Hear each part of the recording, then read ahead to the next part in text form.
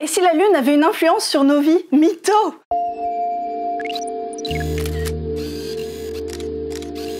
Oh non, c'est la pleine lune, je me transforme.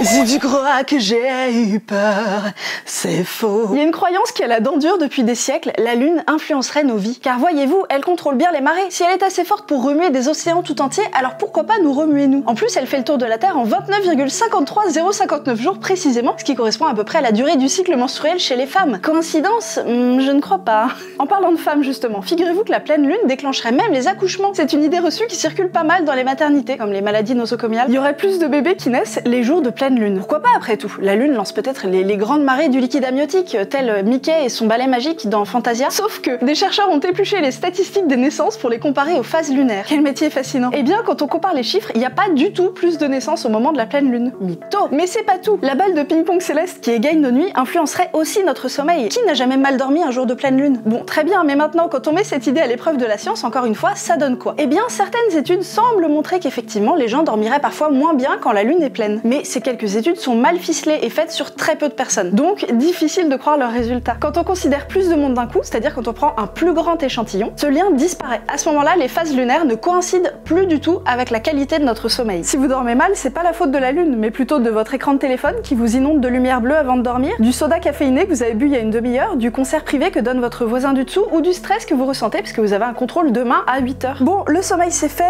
maintenant autour des cycles menstruels dont on parlait au début. Est-ce que c'est vraiment vrai cette histoire de règles qui se synchronisent avec les phases de la lune? Encore une fois, quand les scientifiques mettent leur nez dans ces croyances, ça tient pas très longtemps. Des chercheurs ont étudié les agendas de femmes dans lesquels elles notaient quand commençait leur semaine spéciale sous la bannière communiste. Pour la moitié d'entre elles, ça ne colle jamais avec les phases lunaires. Pour les autres, des fois ça colle, des fois non, mais de toute façon ça bouge dans le temps, hein. C'est jamais des cycles de 28 jours tout pile. On n'est pas aussi bien réglé que la lune. Chez les personnes qui sont nées femmes, le temps qui sépare deux périodes de règles est en général entre 25 et 35 jours. Parfois moins, parfois plus. Ça dépend des mois, ça dépend des gens. Dans tous les cas, il n'y a pas de quoi s'affoler, hein. C'est tout à fait sain et normal. Moi par exemple, non, je m'arrête là. Trop d'informations. Donc encore une fois, cette histoire de synchronisation de la lune et des règles, c'est bidon. Les cycles menstruels et les cycles lunaires ont moins de rapport que le cycle de l'eau et ma bicyclette. Ben oui, quand il pleut, je prends pas mon vélo. Hein. Alors, les naissances, le sommeil, les cycles menstruels, qu'est-ce qu'il nous reste encore? Ah oui, les cheveux, tiens. Il paraît que si on les coupe à la pleine lune, décidément la pleine lune à la côte, ils repoussent plus beaux, plus brillants, plus vigoureux, la truffe plus humide. Eh bien, encore une fois, à l'image d'Elvis, c'est une légende.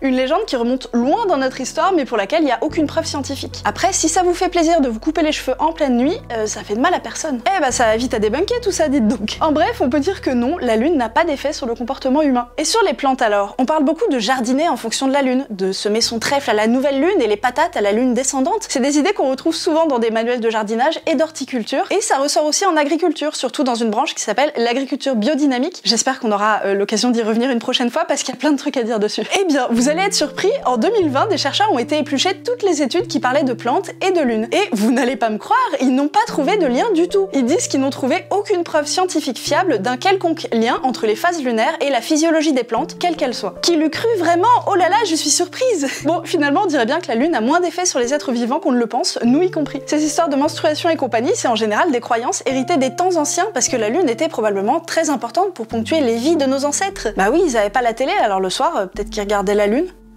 Avec une chaîne du coup. Elle est encore importante dans certaines religions comme l'hindouisme où beaucoup de festivals suivent le calendrier lunaire. Mais nous, ce dont on a hérité, c'est pas des célébrations grandioses, c'est des superstitions à base de cheveux et de fluides corporels. Ça fait moins rêver. Mais quoi qu'il en soit, maintenant on a les moyens de vérifier si nos idées reçues sont vraies ou non, et ça, c'est plutôt chouette.